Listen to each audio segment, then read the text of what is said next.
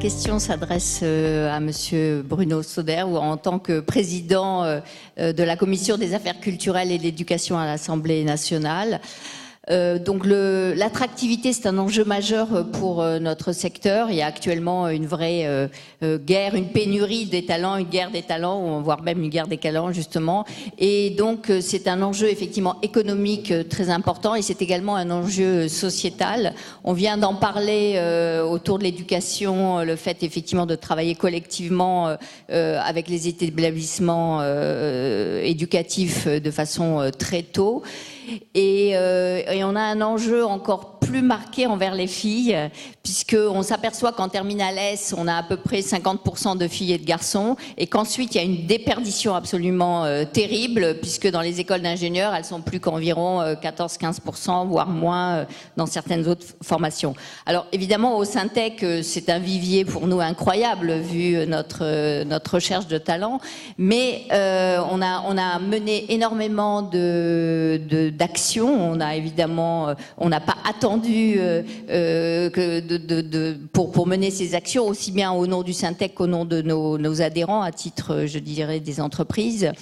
On a lancé des trophées, on a fait des forums, des colloques, on a évidemment, dans le cadre du déclic, on a également mis un accent là-dessus. Et avec le SIGREF et plusieurs entreprises, on va lancer la fondation Femmes Ad Numérique, avec le soutien de Mounir Majoubi, qui va être annoncé donc fin du mois. Donc ma question est comment justement vous pensez, dans le cadre, puisque vous pensez à revoir l'école dans le cadre de cette société du numérique, comment vous allez mettre en avant la promotion de nos métiers, le vrai sens apporté par nos métiers, et évidemment en particulier auprès des jeunes filles. Merci Véronique, et la parole est à Monsieur Bruno Studer, député du Bas-Rhin. Bien. Pour être totalement transparent, on avait eu des idées de questions. Celle-là ne m'était pas adressée. Donc je vais... Mais c'est pas grave. C'est une question absolument essentielle, puisqu'effectivement, il y a encore un plafond de verre à la sortie du lycée sur les filières que choisissent nos jeunes filles. Plafond de verre qui n'existe pas sur d'autres professions qui font appel à des connaissances scientifiques. On pense par exemple en médecine. Alors qu'est-ce qui se passe pour que les filles... où les jeunes femmes n'aillent pas dans ces filières? Eh bien, si j'avais la réponse, je vous le donnerais. Non mais, parce qu'aujourd'hui, il n'y a pas beaucoup moins de filles dans les filières scientifiques que les garçons, donc c'est au moment du lycée que c'est en train de se passer. Dans l'image que renvoie ce secteur, effectivement, peut-être qu'il nous manque tout simplement des leaders femmes.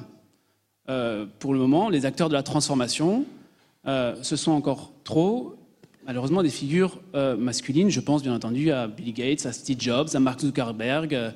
Que dire encore des géants, des patrons des GAFAN? On voit bien qu'il y a aussi une responsabilité. Donc, je vais me déporter sur la responsabilité aux entreprises. Là, il me semble que ce n'est pas de la responsabilité de l'école. À un moment donné, effectivement, il faudra qu'au sein des enseignants et au sein de l'école, on mette en place un écosystème qui favorise l'ouverture vers ces entreprises. Mais après, ce sont aussi aux entreprises de pousser les portes des écoles. Et encore trop souvent, et effectivement, c'est hérité parce que le fonctionnement de l'éducation nationale, c'est en silo, et on ne se parle pas, et on ne parle pas au reste, et on s'en méfie. Donc, à un moment donné, sincèrement, l'école et l'éducation nationale française, il faut pousser les portes de façon ferme, déterminée, dans tous les quartiers, parce que nous partageons cette responsabilité de faire en sorte que l'assignation à la résidence dont on a parlé, ça se termine. Et je pense que là-dessus, il y a un vrai message que les entreprises, elles seules, peuvent porter, parce que quand même, vous avez une capacité à impacter l'opinion que nous n'avons pas forcément non plus au sein de l'éducation nationale. Donc, je sais que c'est insatisfaisant, mais c'est comme ça que je vous répondrai. Donc, réfléchissons à l'incarnation de la réussite dans le numérique, dans ce pays et en Europe. Voilà.